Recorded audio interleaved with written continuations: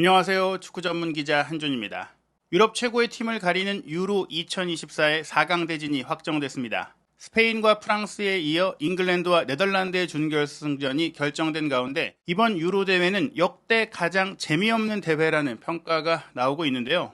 4강전 대진표에서 보듯이 이변 없는 결과가 이어지고 있는 것은 물론이고 대회 전부터 큰 기대를 받았던 스타 군단 프랑스와 잉글랜드가 부진한 경기력을 보이면서 수면제 축구라는 비판까지 나오고 있는데요. 특히 그 중에서도 대회 전에 우승 후보 1순위로 꼽히던 축구 종주국 잉글랜드 같은 경우에는 스위스와의 준결승전 역시 선제골을 내줬고 승부차기 끝에 간신히 승리하면서 4강에 올라왔는데요. 이 과정에는 지난 2023-2024 시즌 유럽 골든슈 수상에 빛나는 해리 케인에 대한 실망론, 그리고 해리 케인을 승부차기를 앞두고 교체 아웃을 하는 사우스게이트 감독의 결정도 있었습니다. 물론 이런 논란 속에서도 불구하고 잉글랜드가 결국 4강에 올랐는데 그 4강 과정에는 철저한 승부차기 준비라는 메이저 대회를 한 감독으로 꾸준히 이어왔던 경험이 좀 효과를 발휘한 게 아닌가라는 생각도 듭니다. 세계적인 스포츠 웹진 디 애슬레틱이 분석한 컬럼 내용과 경기 세부 기록을 통해서 유로 2024 8강전 마지막 두 경기에 대해서 총정리해드리겠습니다.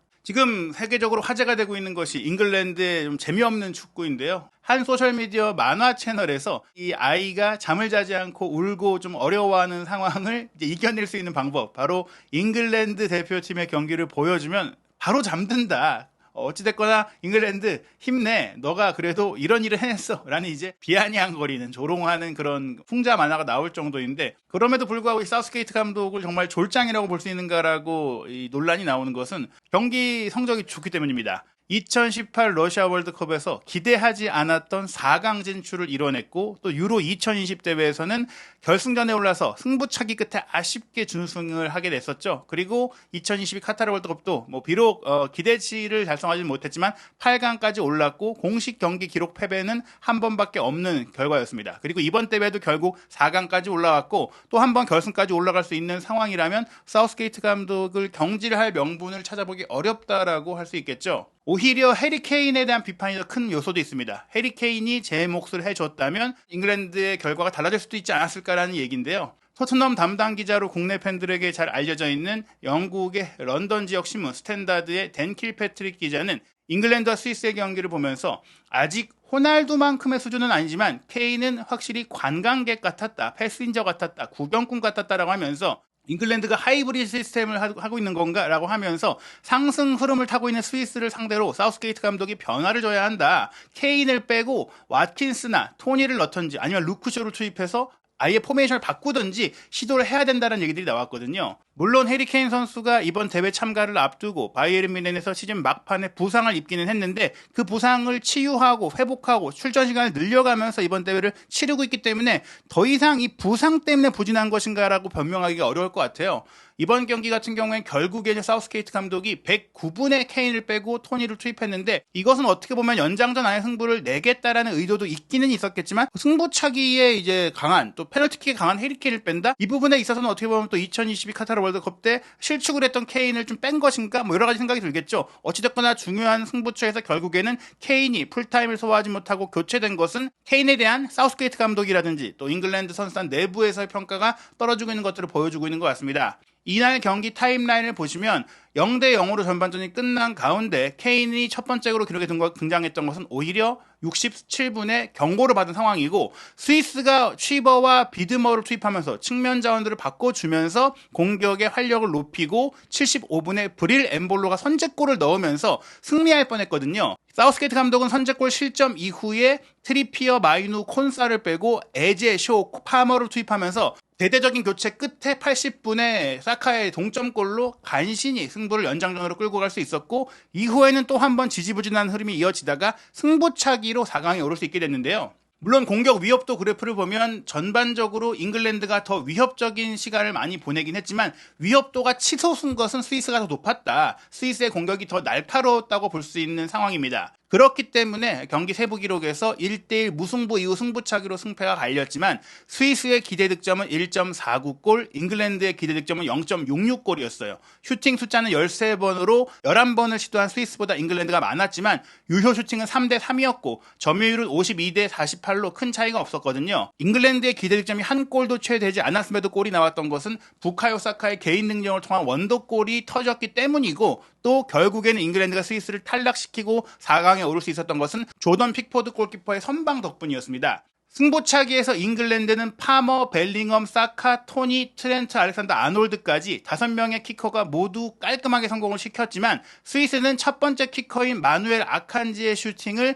픽포드 골키퍼가 완벽하게 파악하고 막아낸 이후 그 뒤에 나왔던 스위스의 키커들은 성공을 했지만 결국 이 실축 하나로 인해 탈락을 하게 됐는데요. 픽포드 같은 경우에는 최근 4차례 잉글랜드 대표팀의 메이저 대회에 모두 참가하면서 사우스게이트 감독의 넘버원 골키퍼로 무려 14번이나 이 메이저 대회 본선에서 페널티킥을 상대했는데 그 중에 4개를 막아내는 대단한 활약을 이어갔습니다. 이 기록은 1990년 이탈리아 월드컵부터 유로 2012 대회까지 무려 잉글랜드의 여러 다양한 골키퍼들이 마주했던 36번의 페널티킥 중에 2개밖에 막지 못했던 것과 비교한다면 압도적으로 높은 수치이자 잉글랜드 대표 골키퍼 역대 최고 수치라고 할 수 있겠죠. 그 과정에는 사실 팀의 노력이 있었습니다. 픽포드가 개인적으로 파악하고 막아냈다기보다는 팀 전체가 준비한 결과였다. 경기를 마치고 나서 크게 화제가 된 것이 픽포드 골키퍼의 물병이었습니다. 이 물병에 스위스 선수들이 어떤 패턴으로 어떻게 차는지를 파악한 이후 어떻게 대응해야 되는지를 세밀하게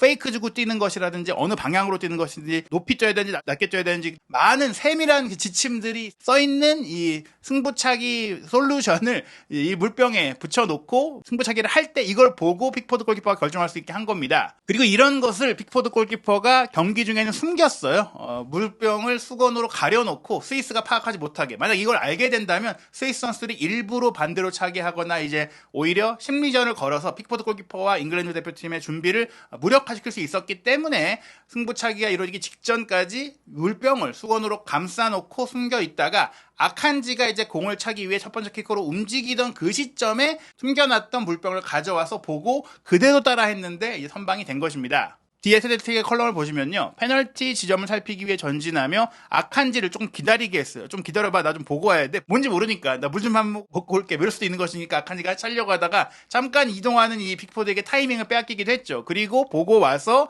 아칸지가 짧게 달려오다가 오른발로 오른쪽을 향해서 슈팅을 했는데 픽포드가 먼저 그쪽으로 살 것을 어떻게 예상이라도 한 듯이 움직여서 구석으로 향한 슈팅을 잘 막아냈습니다. 이것이 절대적인 우위를 점하게 되고 심리적인 우위를 점하게 되는데요. 운이 좋다고요? 라고 디에슬레틱이 하면서 그렇지 않습니다. 잉글랜드 대표팀과 분석팀이 스위스 선수들의 페널티킥을 모두 연구하고 페널티킥이 어디로 향하는지를 파악한 후 그 결과를 프린트해서 픽포드의 물병에 붙였던 교묘함의 승리였습니다. 라고 이야기한 것입니다. 사우스게이트 감독이 그렇게 많은 벌써 4번째 메이저 대회를 치른 것은 그런 과정 속에 본인이 결과를 냈기 때문에 자리를 지킨 것이긴 하지만 그렇게 쌓인 메이저 대회의 노하우, 승부차기의 노하우, 경기력적으로는 상상력이 부족했을 수 있지만 이런 준비 과정에서는 분명한 또 창의성을 발휘했다는 점은 한 감독 체제로 오랫동안 대표팀을 운영하는 게 좋은 면이 분명히 있다는 것들을 보여주는 것 같습니다. 그라운드에 있던 사진 기자가 이 장면을 포착했지만 어찌됐거나 픽포드 골키퍼의 이 물병에 이런 것들이 써있다는 것은 사진 기자가 그 사진을 업로드할 때까지 알 수가 없고 또 선수들이나 코칭 스태프도 경기 중에 이런 사진들을 보는 게 아니라 경기에 집중하고 있다 보니까 이 사실을 알 수가 없었죠. 어찌됐거나 잉글랜드의 백룸 스태프, 코칭 스태프들은 분명히 숙제를 잘 해냈다라고 했습니다. 아칸지가 오른쪽으로 슈팅할 가능성이 높다는 걸 파악하고 있었고 그렇기 때문에 픽포드에게는 왼쪽으로 다이빙 하라라고 써놨고 그리고 픽포드도 그렇게 해서 막아냈는데요. 다만 두 번째 키커인 파비안 셰어를 상대할 때는 물병에 써있는 대로 따르지 않았다. 그게 조금 놀라웠어요. 시키는 대로 해서 막았는데 왜 두 번째는 그렇지 않았을까? 물병이 알려준 것처럼 오른쪽으로 다이빙하는 척하다가 실제로는 왼쪽으로 다이빙하라고 했는데 실제로는 완전히 반대로 한 겁니다. 왼쪽으로 다이빙하는 척하다가 오른쪽으로 점프한 것이죠. 그리고 결과는 물병이 예상한 대로 네트가 비어있던 오른쪽으로 날아가게 됐는데 이건 아마 순간적으로 전 픽포드 골키퍼가 착각했다고 생각해요. 이 순간적으로 이제 긴장돼 있다 보니까 착각해서 잘못 뛴 거다. 일부러 물병과 반대로 뛴 건 아니다. 물론 첫 번째 걸 제대로 막았기 때문에 파비안 셰어도 그걸 파악하고 인지하고 반대로 차지 않을까라고 생각해서 뭐 그렇게 결정할 수도 있겠죠. 뭐 어찌됐거나 이것은 픽포드 골키퍼 본인만 알 수 있는 상황인 것 같고요. 그리고 나서는 이제 픽포드 골키퍼가 다시 물병에 써 있는 대로 뛰게 되는데 제르단 샤키리 선수가 오른쪽으로 날렸고 그쪽을 정확하게 파악하고 몸을 던졌지만 이번에는 슈팅 자체가 너무 강하고 빠르고 정확했기 때문에 위치는 맞췄지만 막지 못했고요. 그 다음에 암두니의 슈팅은 시키는 대로 했으나 암두니가 반대편으로 차면서 이제 본인의 기존 패턴과 다르게 차면서 허용하고 말았습니다. 즉 첫 번째 키커였던 아칸지의 슈팅만 막아냈지 나머지는 다 허용하긴 했거든요. 하지만 잉글랜드의 모든 키커가 성공을 하면서 이것만으로도 잉글랜드가 4강에 오르는데 충분했다라고 할 수 있습니다. 물론 픽포드의 승부차기 선방이 잉글랜드의 4강 진출에 결정적이었기 때문에 픽포드가 이날 경기 최우수 선수로 선정이 됐지만 부카요 사카의 활약 덕분에 잉글랜드가 승부차기까지 갈 수 있었어요. 물론 80분에 나왔던 부카요 사카의 골도 스위스가 선제골을 넣고 내려앉은 가운데 잉글랜드 선수들 거의 대부분이 상대 지역으로 넘어가서 왼쪽과 오른쪽을 다양하게 패스 연결로 흔들어 놓다가 나왔던 팀플레이의 과정 속에 나온 장면이지만 이날 경기 잉글랜드의 공격 방향이 48.2%나 오른쪽으로 쏠린 것은 사카가 이날 좀 날아다녔다 이렇게 볼 수 있거든요. 뒤에 애슬레틱도 실제로 사카가 잘하면 잉글랜드도 잘한다라고 하면서 사카는 유로 2024 첫 번째 경기였던 세르비아와의 전반전에 상대 수비수인 안드리아 지부코비치를 연거푸 제치면서 최고의 활약을 펼쳤고 그 덕분에 잉글랜드가 그 경기에서 이번 스위스와의 경기 이전에 유일하게 이제 필드골이 나오면서 승리를 한 경기를 거둘 수 있었고 그 뒤에 사카가 부진하니까 잉글랜드가 함께 부진했다. 뭐 이런 얘기가 나오게 됩니다. 잉글랜드가 이제 세르비아와의 경기 이후에 최고의 전반전을 이번 스위스에 치렀다. 비록 선제골을 넣지는 못했지만 경기력 자체는 좋았다. 거의 3-4-3처럼 보였던 포메이션에서 소유권을 높은 지역에서 잡고 전방 압박을 하면서 사카가 스위스의 왼쪽 윙백인 미셸 에비셔와 1대1로 부딪히면서 에비셔를 압도했던 것이 잉글랜드의 초반 경기력이 좋았던 이유라고 소개를 했는데요. 이런 사카의 활약이 날카로운 크로스를 연결하거나 또 코너킥을 얻어내거나 뭐 다양한 공격 장면들을 만들었지만 아쉬웠던 것은 그런 기회들을 잉글랜드 공격수들이 득점으로 연결하지 못했던 것이다. 특히 해리 케인의 부진, 해리 케인의 움직임이 좋지 않았다고 했는데요. 공격수 해리 케인이 경기 내내 깊이 내려가는 가짜 9번의 역할, 10번의 역할을 했던 것이 오히려 문전에서 위협도를 떨어뜨렸다. 후반전에는 거의 수비수로 뛴 것 같기도 했었다라고 얘기를 했고 사카의 패스를 받았을 때의 기회도 살리지 못했다. 물론 뭐 케인이 열심히 뛰지 않은 건 아니에요. 사이드라인에서 공을 경합하다가 사우스게이트 감독과 부딪히는 그런 상황이 나오기도 했는데 연장전에 교체가 됐고 또 흥미로웠던 것이 케인이 페널티킥을 잘 성공시키기로 유명한 선수인데 승부차기를 앞두고 교체가 됐던 것은 어떻게 보면 케인 선수가 심리적으로도 좀 힘들어하는 상황이 아닐까라는 생각을 하게 되는 것이죠. 케인은 일관적으로 부진하고 또 사카가 본인의 경기력에 따라서 잉글랜드 대표팀의 전체 경기력에 영향을 미치고 있는 상황은 어떻게 보면 사카야말로 지금 현재 잉글랜드의 에이스다. 포든까지도 기대할 만큼의 경기력을 보이지 못하고 있는 가운데 지금 잉글랜드에서는 사카에 대한 지지도가 높아지고 있는 상황입니다. 네덜란드와의 준결승전도 사카의 활약이 중요하다라는 전망들이 나오고 있는데요. 네덜란드의 상황은 잉글랜드와 조금 비슷한 것 같아요. 네덜란드가 튀르키예를 2대1로 꺾고 4강에 올라왔는데 경기 기록을 보시면 선제골을 넣으면서 주도한 팀도 튀르키예였고 기대 득점도 네덜란드는 0.97골, 튀르키예가 1.29골이었습니다. 슈팅 숫자도 15대 11로 튀르키예가 더 많았는데 유효 슈팅 4대4. 결국에는 네덜란드가 조금은 피지컬적인 우위, 높이를 좀 통한 좀 선굵은 축구, 단순한 축구로 튀르키예를 잡았다라고 할 수 있어요. 화려한 오렌지 군단이던 네덜란드가 분명히 이번 대회는 기대만큼의 경기력을 보이지 못하고 있는 상황인데요. 조별리그에서도 폴란드를 간신히 2대1로 이기면서 프랑스와 비기고 오스트리아에 패배했기 때문에 3위로 16강에 올라왔습니다. 불행 중 다행인 것이 다른 조에 1위로 올라온 팀 중에 루마니아를 만났고 루마니아를 상대로 대회 최고의 경기력을 보여주면서 3대0 승리를 거뒀거든요. 튀르키예전은 말씀드린 대로 튀르키예가 더 좋은 경기를 했음에도 네덜란드가 장신 공격수 베호르스트라든지 또 장신 수비수인 스테판 더프라이 선수의 고공 공격을 통해서 골을 뽑아내면서 2대1로 역전을 했는데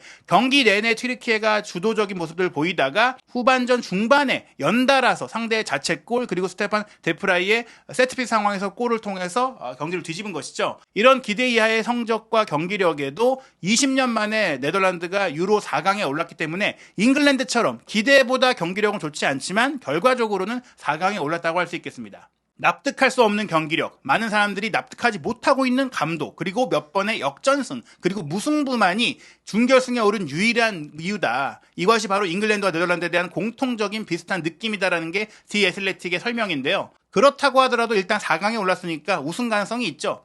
꾸역꾸역 결과를 낸다는 것 자체가 우승팀의 조건일 수도 있거든요. 네덜란드가 비록 세트피스와 크로스 외에는 별다른 강점을 보이지 못하고 있지만 그럼에도 루마니아전 3대0 승리처럼 팀 자체에 자신감이 넘치고 침착성을 보여주고 집중력을 발휘한다면 보는 재미를 주는 팀이다라고 이제 설명을 하게 됩니다. 특히 이날 튀르키예와의 경기에서는 결단력과 정신력을 보여줬다. 쿠만 감독 같은 경우에도 베오르스트를 투입했던 타이밍과 또 활용 방식은 여러모로 이제 승리의 해법이 될 수 있었다라고 소개를 합니다. 지금 보시는 대로 더프라이의 헤더 슈팅 그리고 베오르스트가 높이를 활용해서 튀르키예의 밀드르의 자책골을 끌어낸 장면들 결국에는 이런 한 방이 있는 데다가 레인더스라든지 차비 시몬스처럼 공간과 시간이 주어진다면 미드필드 라인에서 창의력을 발휘할 수 있는 선수가 없는 것도 아니다. 그리고 측면 공격을 맡고 있는 풀백 덴젤 둠프리스가 대표팀에서만큼은 항상 날카로운 모습을 보여주고 있다 보니까 둠프리스나 베오르스나 더프라이나 또 반더벤까지도 결국엔 네덜란드는 피지컬적인 강점을 앞세워서 좋은 모습을 보일 수가 있는데